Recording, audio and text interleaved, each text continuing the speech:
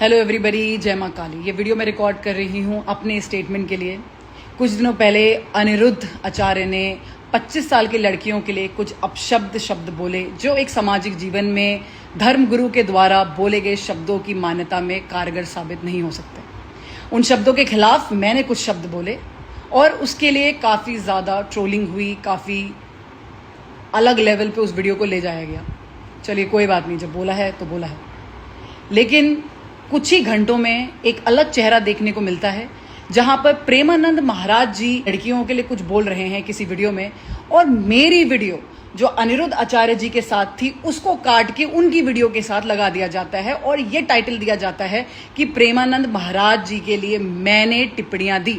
जब ये पूरा इंसिडेंट हुआ उस समय ना ही मैंने ये वीडियो देखी थी, ना ही मुझे इसके बारे में कुछ पता। ये पूरी वीडियो मैंने अनिरुद्ध आचार्य के लिए बनाई थी। दुनिया भर की बातें, दुनिया भर की गालियां, दुनिया भर की ट्रोलिंग, दुनिया भर की नेगेटिविटी झेली मैंने, सिर्फ एक ऐसी चीज के लिए जो मैंने करी ही नहीं। अनिरुद्ध आचार्य के लिए आप मुझे बोल सकते हैं कि हाँ मैंने बोली, मैं बिल्कुल उसको लेने को तैयार हूं। लेकिन प्रेमानंद महाराज जी के लिए मेरे मुख से एक शब्द नहीं निकला, ना ही मुझे उनकी वीडियो के बारे में कोई भी ज्ञान था।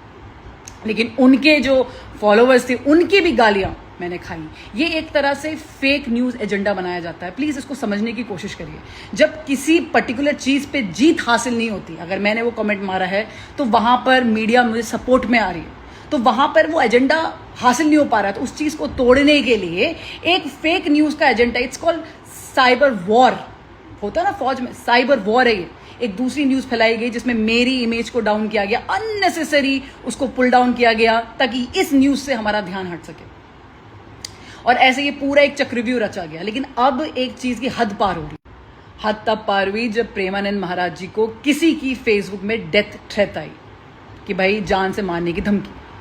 अब इस न्यूज को चलाएं कैसे, समझ में नहीं आ रहा है ना। तो जो चल रही है उसे में चिपका दो, तो मेरा नाम दोबारा इसमें लिया जा रहा है। बोल रहे हैं पीछे से टीवी वालों का नाम, ऑडियो लगा दी, और उसके बाद फिर प्रेमानंद जी की फोटो लगा दी, फिर मेरी वही लगा दी अनिरुद्ध आचार्य वाली कि भाई इन्होंने बोला है तो ऐसा हो रहा है, समथिंग लाइक दैट। अगेन मुझे उसमें जोड़ा जा रहा है। सो मैं ये खुलेआम इस चीज को बोलती हूं, जहां जहां जिस बंदे का मेरे को दिख गया अब आज से कि आपने मेरा नाम, या बंदी जो भी इसको कर रहा है, शैतान का कोई लिंग नहीं है, जिसमें मुझे पता चल गया कि आपने मेरा नाम अननेसेसरी प्रेमानंद महाराज जी के साथ जोड़ा है, वो भी उनके जो डेथ थ्रेट्स आ रही है उसमें जोड़ा जा रहा है। मैं इतना सीरियस लीगल एक्शंस लेने वाली हूं आपके खिलाफ कि आप भी सोचेंगे अपने जीवन में कि ऐसा हमने क्यों किया। किसी की भी मॉडेस्टी आप ऐसे तोड़ नहीं सकते। हमेशा याद रखिए, फेक न्यूज मत फैलाइए। जिससे कोई लेना देना नहीं है उसके साथ नाम नहीं जोड़ा जाएगा। नाम जोड़ना ही है तो अनिरुद्ध आचार्य के साथ जोड़ो, जिनके लिए मैंने टिप्पणियां करी हैं। उनके साथ मत जोड़ो जिनसे मेरा कोई लेना देना नहीं है, मैंने कोई वीडियो नहीं देखी। मैं फिर आपको बताना चाहती हूँ, जो मेरी ऑडियंस है, प्लीज इस वीडियो को शेयर करिए आगे तक, ताकि जितने भी लोग ऐसी वीडियोस को देख रहे हैं वहां पर रिपोर्ट करिए कि ये फेक न्यूज है। मेरा प्रेमानंद महाराज जी की वीडियो से कोई लेना देना नहीं है। मैंने उनके लिए कुछ नहीं बोला। मेरा पूरा वाक्य, हर चीज अनिरुद्ध आचार्य जी के लिए था। 30 जुलाई को मैंने अपना एक रिटन क्लैरिफिकेशन भी डाला था। आप लोग मेरी पेज में जाके मेरा रिटन क्लैरिफिकेशन देख सकते हैं। उसमें मैंने ये बात क्लियरली बोली है, बट मुझे ऐसा लग रहा है कि शायद लोगों ने पढ़ा ही नहीं है मेरा ऑफिशियल क्लैरिफिकेशन, और दैट इज वाई इस लेवल का ड्रामा चल रहा है। तो इसलिए मैं मजबूर हो गई कि भाई मुझे वीडियो बनानी पड़ेगी। लोग पढ़ते नहीं हैं आजकल के। बहुत सारे लोग मुझसे ये भी बोल रहे हैं कि उन्होंने बोला था तो आपको मिर्ची क्यों लग रही है, आप क्यों बोल रहे हैं। सो मुझे मिर्ची इसलिए लग रही है क्योंकि जब आप एक जनरलाइज स्टेटमेंट पास करते हैं और आपके शिविर में जब ऐसी लड़कियां आती हैं, औरतें आती हैं, जब वो सुनती हैं तो ये डीप रूट्स तक ये बात जाती है कि ये नहीं होना चाहिए। जो पेरेंट्स अपने बच्चियों को पढ़ने नहीं देना चाहते हैं उनके लिए ये वैलिडेशन टिक हो जाता है कि जल्दी जल्दी लड़कियों की शादी करा दो, भाई ये तो मुंह मार रही है। फिर एक और स्टेटमेंट आता है कि नहीं, हमने तो सबके लिए नहीं बोला, हमने कुछ के लिए बोला। भाई भारत की पॉपुलेशन जानते हो कितनी है? कितनी है भारत की पॉपुलेशन? उसमें कुछ कितनी होंगी? ये कोई हम वहां पर बैठ के कोई हम वेनेजुएला में नहीं बैठे हुए हैं कि कुछ हजार लाख में पूरी पॉपुलेशन खत्म हो गई। कुछ करोड़ों में है, और कुछ के लिए आवाज उठाई जा रही है, और ये बिल्कुल उठाई जाएगी। लेकिन इसका गलत तात्पर्य किसी और से मत जोड़िए, प्रेमानंद महाराज से मत जोड़िए। फिर इस पे बहुत लोग बोलते हैं कि क्या गलत है अगर लड़की जल्दी टाइम से शादी कर ले, अच्छा ही है ना, घर बस जाएगा, बच्चे पैदा हो जाते हैं टाइम पे, ये सब चीजें आती सुनने में आ रही बहुत ज्यादा। क्या गलत बोल दिया, इसमें क्या गलत है, इधर उधर मुंह नहीं मारेगी। तो मैं आज उसमें आपको थोड़ा गलत समझाने की कोशिश करती हूँ, पैट्रियार्कल सिस्टम समझाने की कोशिश करती हूँ। जब वो छोटी होती है तो वो अपने पिताजी की अमानत होती है। अब इनके हिसाब से 25 साल की लड़कियां तो मुंह मार चुकी हैं, तो 25 साल से छोटी लड़कियां शादी के लिए तैयार है, मतलब जल्दी कर दो। मतलब उसकी 20-21 साल में बेचारी की ग्रेजुएशन कंप्लीट होगी, जब तक कि वो सोचेगी कि अपने पैरों पे खड़ी हूं, दुनिया देखूं, घूमूं, अपने अपने पंखों को फहराऊं, आजादी लूं, मुझे फ्रीडम चाहिए, तब तक उसकी शादी हो जाएगी। और घर से निकलते ही पिताजी की अमानत जो है अब अपनी हस्बैंड की अमानत बन जाती है। मैं कोई क्या कमोडिटी हूं, मैं कोई कमोडिटी हूं कि चारे की तरह कभी यहां और कभी यहां डाला जा सकता है। ये फाइट फ्रीडम की है, आजादी की है ये फाइट। अनिरुद्ध आचार्य के लिए जो टिप्पणियां दी गई उस टाइम मैंने ये जब रिकॉर्ड किया तो मेरी स्टोरी में आउट हो गया। अब स्टोरी तो भाई होती है 24 घंटे की, ये रील में तो थी नहीं, रील में होती तो आप सब लोग उसको देख सकते थे। 24 घंटे में जिसने उस टाइम देखा उसने देखा, बाकी गायब। इसीलिए इसका इतना ज्यादा मिसयूज हो गया। इस वीडियो को काट काट के, जब उनका मैंने नाम आगे लिया, अनिरुद्ध आचार्य बोला जब मैंने, जहां पर वो काट दिया, मुंह मारने वाला डाल दिया, उसके आगे वाला डाल दिया, ऐसे कर कर करके एक बहुत बड़ा प्रोपोगेंडा फैलाया गया। सो मैं उन सब से बोलना चाहती हूँ जो अलग अलग चैनल्स में काम कर रहे हैं, जो ये इन्फॉर्मेशन को मीडिया में बार बार आउट कर रहे हैं, थोड़ा सा अपने अंदर डिग्निटी को रखिए।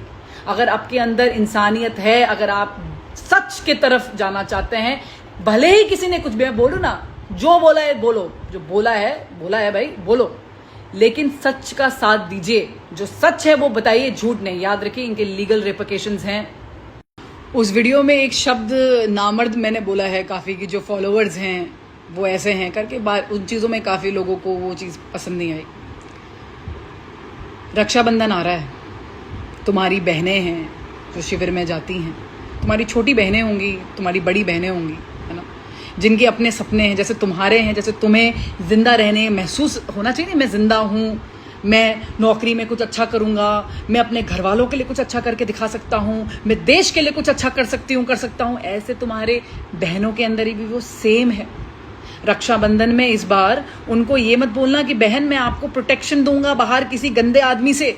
उनको ये बोलना, बहन मैं घर के अंदर तुम्हारे लिए खड़ा हूँगा। और अगर आप अपनी बहनों के लिए खड़े नहीं हो सकते तो आप कैसे आदमी हैं, इसका अनुमान आप खुद लगा सकते हैं। हर चीज़ को नेगेटिव सेंस में मत लीजिए, हर चीज़ को नकारात्मक सोच में मत लेके जाइए। इसका सिर्फ तात्पर्य इतना था कि अगर आप अपनी खुद की बहनों, अपनी बेटियों, अपनी माँओं का सपोर्ट नहीं कर सकते आप, तो आप मर्द कहलाने लायक नहीं है। और अगर कोई उनके सपनों को खींचना चाहता है, उनके परों को काटना चाहता है, तो आपको अपनी बहनें, अपनी माँओं, अपनी पत्नियों का साथ देना है। इस कंटेक्स्ट में बोला गया है। हर चीज़ को घुमाने की और नेगेटिविटी फैलाने की कोई ज़रूरत नहीं। मेरे लिव इन रिलेशनशिप वाले वाक्य पे भी काफ़ी लोगों ने बहुत सारी चर्चाएं करी। तो मैं आपको एक बात बताना चाहती हूँ भाई, कि हमारा संविधान, भारत का constitution, article number 21, fundamental rights to life and personal liberty, इसका मतलब है मौलिक अधिकार, राइट टू लाइफ, जीवन जीने का, और पर्सनल मतलब अपनी आज़ादी का राइट, लॉन्ग टर्म को हैबिटेशन मतलब लिव इन रिलेशनशिप को मान्यता देता है। ये मैं नहीं बोल रही हूँ, ये मेरे विचार नहीं है, ये मैं नहीं हूँ, ये मेरे देश का संविधान बोलता है। अगर आपको परेशानी है तो आप मेरे पास क्यों आ रहे हो? मुझे तो ये समझ में नहीं आ रहा है कि जैसे कि मैं कोई मोर्चा खड़ा करके घूम रही हूँ, झंडा लगा दिया मैंने कि भाई मैं लिव इन को फैला रही हूँ। भैया ये बना बनाया रूल है, जैसे कि ट्रैफिक के रूल होते हैं कि लाल बत्ती देख के रुकना है, ये रूल है, ये इलीगल नहीं है इस देश में, ये क्रिमिनल नहीं है इस देश में। अगर आपको परेशानी है तो आप जाके बिल्कुल सुप्रीम कोर्ट में जाके चैलेंज करिए ना उनके डिसीजंस को, जाइए लिटिगेशन भरिए। इतना पर्सनल अटैक कर रहे थे, जैसे लग रहा था कि मैं ही हूं जिसने कॉन्स्टिट्यूशन लिखा, मैं ही लॉ मेकर हूं, मैं लॉ मेकर हूं, मैं इस देश के लॉ बना रही हूं। जिसने बनाया उनसे बात करिए। दूसरा, मुझे ऐसा लगा कि हर चीज को, मैं आपको जब कमेंट पढ़ी थी, बहुत ही ज्यादा शोषण वाले कमेंट्स थे, रेपिस्ट वाले कमेंट थे, बहुत ही ज्यादा दर्दनाक, जिसे बोलते हैं ना सेक्सुअल कमेंट थे, बहुत ज्यादा, जिसे कहते हैं ना स्लट शेमिंग जिसको बोलते हैं, वैसे कमेंट्स थे। किस टाइप का इंसान इस टाइप के कमेंट कर सकता है? किस टाइप का कर सकता है? सोचो, जो दिन भर बैठ के ये देखता है, ये सिर्फ वही कर सकता है। दूसरी बात, हर चीज को शारीरिक संबंध से जोड़ दो। लिव इन का नाम सुना, शारीरिक संबंध। गर्लफ्रेंड बॉयफ्रेंड का नाम सुना, शारीरिक संबंध। दोस्ती का नाम सुना, लड़के लड़की दोस्ती, शारीरिक संबंध।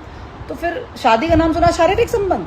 क्या शादी सिर्फ शारीरिक संबंध है? क्या दोस्ती सिर्फ शारीरिक संबंध है? या गर्लफ्रेंड बॉयफ्रेंड सिर्फ शारीरिक संबंध है? क्या भावनाएं, साझेदारी, जुड़ाव, एक दूसरे को जानने की इच्छा, ये सब खत्म। तो जाते जाते बस मैं इतना ही कहना चाहूँगी, जो मेरी लड़कियां हैं ना, स्पेशली 25 साल से नीचे की लड़कियां जो है, जो फॉर्मेटिव एज होती है बहुत ज़्यादा, जब बच्चा मैच्योर नहीं होता, चाहे लड़का हो या लड़की हो, they very much dependent on their parents for everything, for education, for money.